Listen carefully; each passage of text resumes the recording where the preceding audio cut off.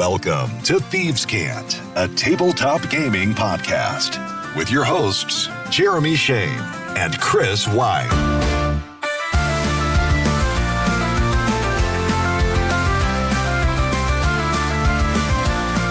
Welcome in, welcome back. It is Thieves' Cant, Monday, February 16th. I'm Jeremy Shane. And I'm Chris White.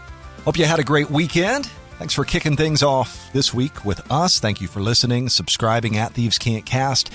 Remember, you can get in touch, thievescantcast@gmail.com. Chris, how was the weekend? How was your Valentine's Day? Fairly relaxed.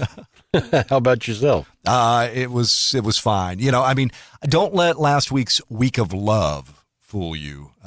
Really not a big celebrant of Valentine's Day. Is that right? Yeah. The wife and I, we kind of made a pact years ago. This might have even been before we were married. That hey, let's just pretend that this is not even a thing. Don't get me anything. I'm not getting you anything. Uh-huh. And we were both in full agreement. So you hate love. Is that what you're saying? Hey, today it's a new crowdfunding spotlight. We've got some listener feedback and, of course, the latest news, which is where we'll begin. Here are the headlines.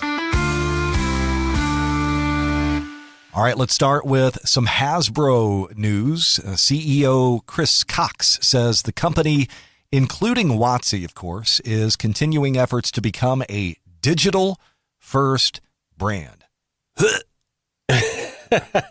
Yeah, that doesn't really work with your worldview. Doesn't sit at this well point, with me, does no, it? Yeah. They are all in on digital, which I understand from a business point of view. In the company's latest earnings call, Cox states, we delighted more than 1 billion kids, families, and fans, secured partnerships that further underwrite future growth, advanced our evolution to a digital-first play and IP company, and delivered record profits for our shareholders. Of course, he's speaking of Hasbro in its entirety. Yeah, that is some CEO speak right there, isn't it? It is. Wow. That is. But leaning into digital first. This is not to say there's nothing in the language from that blurb or anywhere else in the call that would indicate that they are going to let like physical product go by the wayside. Right. But, you know, it's curious. Are we going to see more and more maybe exclusive digital content, things that you can only get on D&D Beyond? Like this is not going to be on the bookshelf. Well, it may be. I don't know. There may come a point where they don't think printing those physical copies is necessarily worth it. So there is a story on EN World that notes that digital sales currently make up 60% of D&D's revenue. Wow. Not insubstantial. No, if that's D&D's revenue. Yeah. So you would assume is that the stuff on Beyond then? Is that what you're seeing? D&D Beyond, DM's Guild has to factor in to an extent. Certainly not as much. I think D&D Beyond is your heavyweight. Wow. That's a lot. But you know what?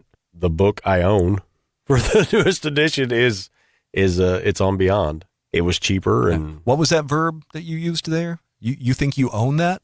Oh, yeah, you're right. Yeah, the one I'm temporarily renting until they decide I no longer have it. Yeah. Yes. You own nothing. Yeah. Which is my problem. Now, again, I mean, if I'm the businessman, sure.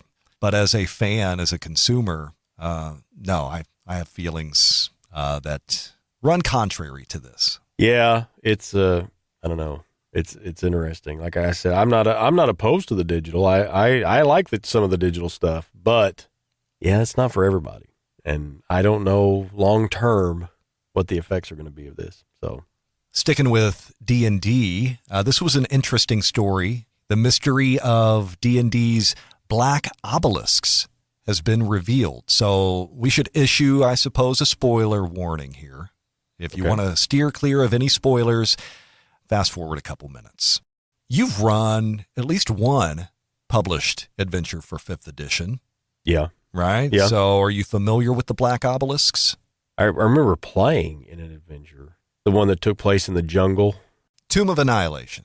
Right. Yes. Right. Tomb of Annihilation. I remember there was a Black Obelisk in that one. And when you were running Dragon Heist for us. Wasn't there a black obelisk in... I guess there was. I do remember, like, late in the adventure, you did come across a black obelisk. I don't remember any details about it. Okay, so these were scattered throughout various 5e adventures published by WotC, and they were supposed to play a central role in the Vecna Eve of Ruin adventure to cap off 5th edition. Mm-hmm. That's according to Chris Perkins in an interview with Polygon.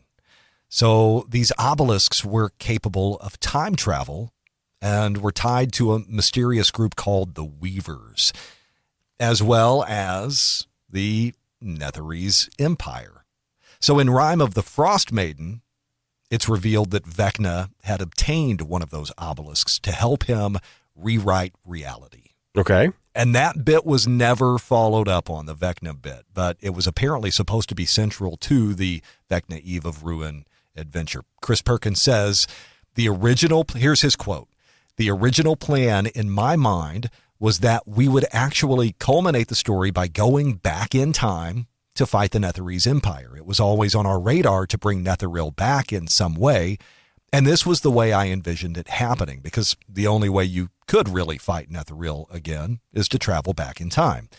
The reason it was dropped was that different people were in charge of the adventure design. I had rolled off a lot of my hands-on product work to help out with other parts of the business, and so when I creatively walked away from the day-to-day adventure creation, we sort of lost the plot." Boy, that's a loaded phrase there. Yeah, right? Yeah.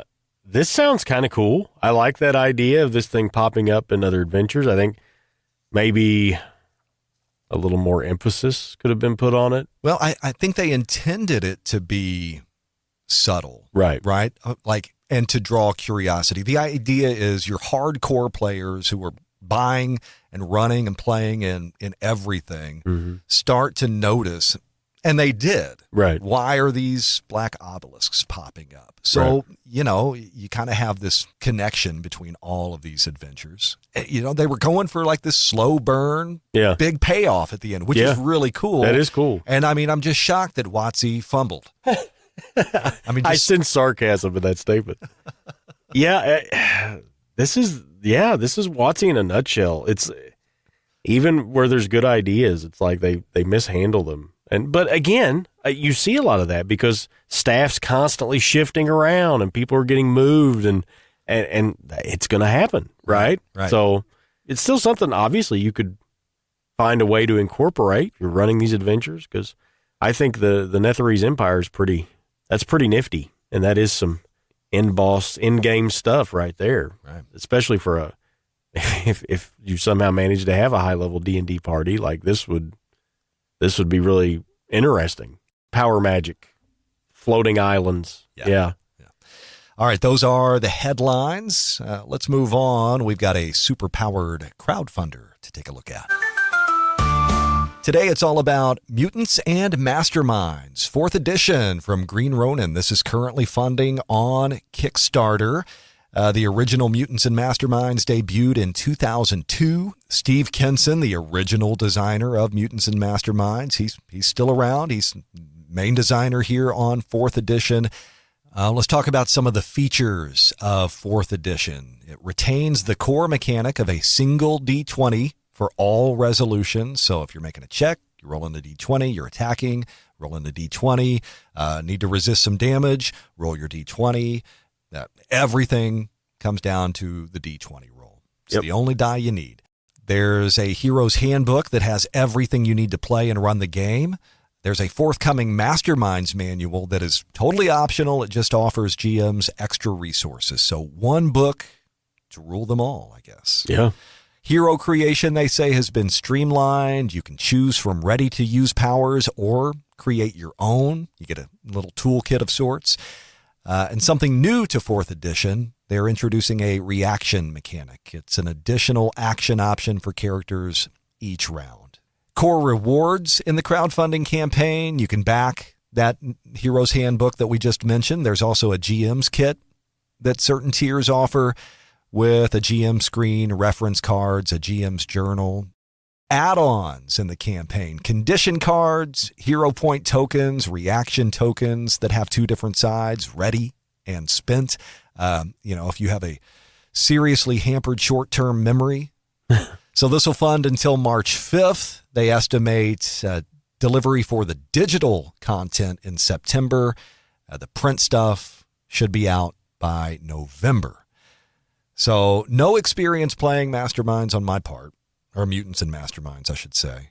Same. I own some second edition material that I really like. It's been a while since I've read through any of it, so I can't speak to great depth on it. But what I really enjoyed about reading through second edition Mutants and Masterminds was how Steve Kinson took the D20 system that we were familiar with, and I'm not prepared to offer specifics here, but he tore it down and then gave you the tools to build your character however you wanted to. So there's no classes. Right. It's taking D20 from back in the day and making it a point buy system, which I found fascinating. That is fascinating. So where do you want to put the emphasis? Yeah, I like that. I like that freedom. Most of the games I've played have been class-based. So good jumping in point. If you're new to Mutants and Masterminds, you're curious about superhero role-playing, you could do worse than this, I think. So check out the link in the show notes. That's crowdfunding. Yeah, we move on to listener feedback. So last week we were talking about romance in games. Yeah, good discussion. It was. And we got some feedback here. Grom Molotok says, the first Kickstarter I ever backed was the Princess Bride RPG. Romance is a central theme in that game, which should be no surprise. It gives a lot of tips about handling this at the table. Foremost, what you said, make sure the group is okay with it ahead of time. And one specific idea they give, backed up by sample scenarios, is romance between two NPCs. Like the PCs have to help star-crossed lovers.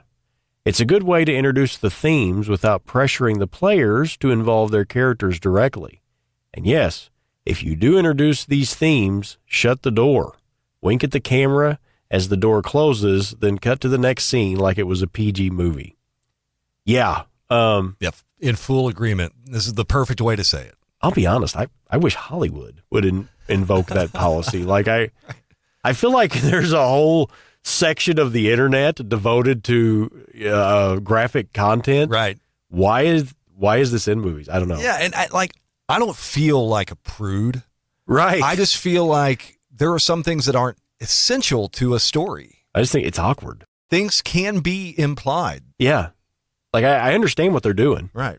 But aside from that, I think first of all, I did not realize there was a Princess Bride RPG. Right. I should have. That sounds awesome. But I didn't know that. So, and the fact that they handle this, and it sounds like pretty well, yeah, it's a great idea.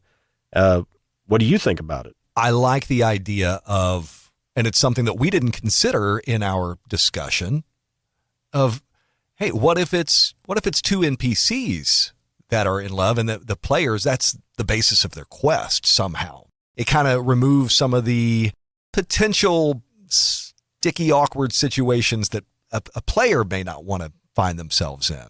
This seems pretty wholesome. So I like it. I'm for it. On Friday last week, we had a Would You Rather episode all about love-themed Would You Rather questions. So Wookie Man has provided a Would You Rather question for us. So would you rather wield a mighty magical weapon, but give every NPC the ick, meaning they might get disadvantage in D&D or a double bane in Draw Steel on every social roll, and they can't gain advantage or edges? It's a pretty big drawback. Right? So you've got this mighty magical weapon, but everybody's a little turned off by you. Or not be able to wield any magical weapon, but you have that je ne sais quoi advantage or double edge on every social roll, and you can't get disadvantages or banes. I think I have the first one. as as I hold my +3 Avenger high. I don't know. Again, it really depends on the type of character you're playing. I'll tell you what I like. I like the latter. Yeah. The not be able to wield any magical weapon, but, you are just super charismatic. Because, and here's why I like this. Because to me, this begs the question of, well, why can't I wield magic? Oh. Like, that's interesting to me. Yeah. Like, answering that question just provides another layer. There's got to be some wild reason. Yeah. That, am I harmed by magic? Like, magic just rejects me? Yeah. The Crows RPG that's in development from MCDM, some of the design notes that James Introcaso has shared, the way that they're handling magic in that setting is a sentient thing. Like, it's aware. It can reject you. And it gets tired of being used. Oh, yeah. And like every once in a while, it's going to smack you. Yeah. That's kind of cool. Right? That's an interesting idea. So maybe there's a touch of that in this. I would pick the first one. Yeah. And then just kill everybody that gets the ick. Oh, you've got a problem. You don't like me, huh? Well, guess what? Say hello to my little friend. Now there's one less you. Yeah. All right. Big thanks to Grom, Molotok, and to Wookie Man for the feedback. And thanks to you for listening. If you've got feedback you'd like to share, drop a note in the comments or email thievescantcast@gmail.com. And please do consider leaving a 5-star review on your platform of choice, wherever you listen to Thieves Cant. Hey, coming up tomorrow, Chris, it's another episode of Unearthed Obscura. Are you ready for some real-world strangeness to fuel your game? I am. I love them. Until then, thanks again for listening. It's been Thieves Cant. I'm Jeremy Shane. And I'm Chris White. So long. Thank you for listening to Thieves Cant. Email thievescantcast@gmail.com.